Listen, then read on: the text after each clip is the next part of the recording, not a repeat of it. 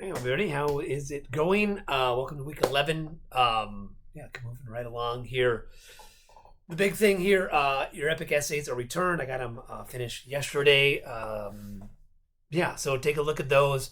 I put comments on everyone's papers. I also filled out the rubric of my feedback as well. So if you have any questions about my comments, feel free to reach out to me. I'd be more than happy to discuss those with you. Overall, good. I thought everyone did a good job of breaking up the assignment into three sections. Summaries were all good and concise, though. Like some, I think people did a pretty good job of getting the main points and characters. Historical context, again, pretty good with the author and things that were going on. Some of those I did mention were a little vague, and I think that may be sort of like AI stuff that people use, and that's kind of par for the AI course. One thing that you could do to kind of make that a little more concise, right? I mean, you're in a world history class. You could use course materials that we've learned about in class and put those in, right? If you did anything about Greece, we've learned about Greece. We've talked about it. We've talked about, if you did something Pacific or Hawaiian, you could talk about, the idea of the peopling migrating across the Pacific.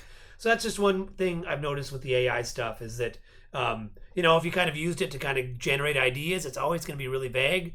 You can then use your human intelligence, right, and then plug in what you know into this. And I thought, actually, in the context of cultural significance, I thought that was a lot better. People did a good job of sort of identifying main points, and then using the text to describe how these are culturally significant. So again, it's up to you to kind of plug that stuff back in into that. And overall, pretty good on that.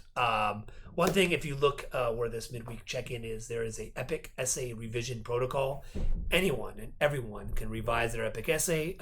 It's totally open. You can revise it up to the maximum amount of points. All you got to do is follow the protocols. You got to make an appointment with a writing consultant, either the Kilo Hana or the TLC, both of them here on campus. Have them email me when you're done to let me know that you guys met. Or when you do meet, take my paper, your paper that you got back with my comments on it, and the rubric and the assignment guidelines. And then they'll talk you through, give you some tips on how to revise it, and then change those things, revise them. However, whatever suggestions that were made. Again, revision it's part of the writing process. I mean, nothing you've ever read has not been revised. Nothing you haven't seen. Anything that you've encountered has been revised at some point in time, right? So this you could just say is like a final draft. That was like draft 2 at your first draft, and then you could use a little bit of time to refine it if you want. Open to anyone can do that and revise it.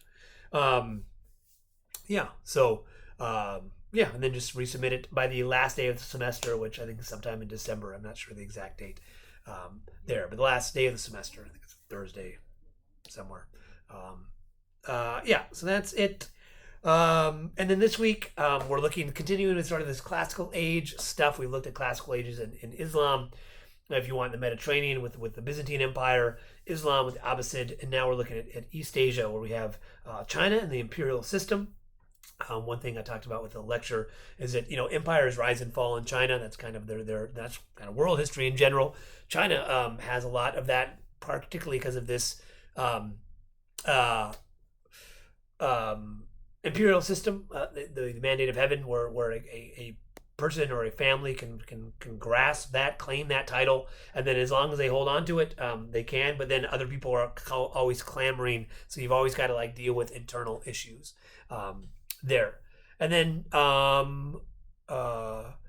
that's China's side. We talked about Mahayana Buddhism as well, sort of this new form of Buddhism that forms coming out of India as Buddhism spreads. So I talked about the features of that. And then Heian Japan, the classical age of Japanese history, sort of transitions to the classical world, borrows a lot from Tang China, Chang'an, and relates well with China, and borrows. This is when Buddhism really makes an impact into Japan as well. And then after the decline of the Heian, sort of this feudal Japan or fragmented, fractalized Japan, daimyo worlds with all these different family clans who there are as a shogun who kind of controls it, but most sort of independent groups. And then each independent group has a military, and this is sort of the samurai culture, and has lecture looks at. I mean, samurai, a lot of them adhere to the sort of Zen ideal of discipline, mental discipline, accepting the world for what it is, that and doing their Bushido ways in a Zen practice. So that was those, and then the discussion post for this week. Pick one or two, and just kind of put yourself in that world. What do the readings? What is this? What would it be like to be a scholar bureaucrat in China? Kind of again use your creativity, but also be like historically accurate. Make sure you use a quote from the course readings there, or simultaneously kind of put yourself in the Heian court of Japan.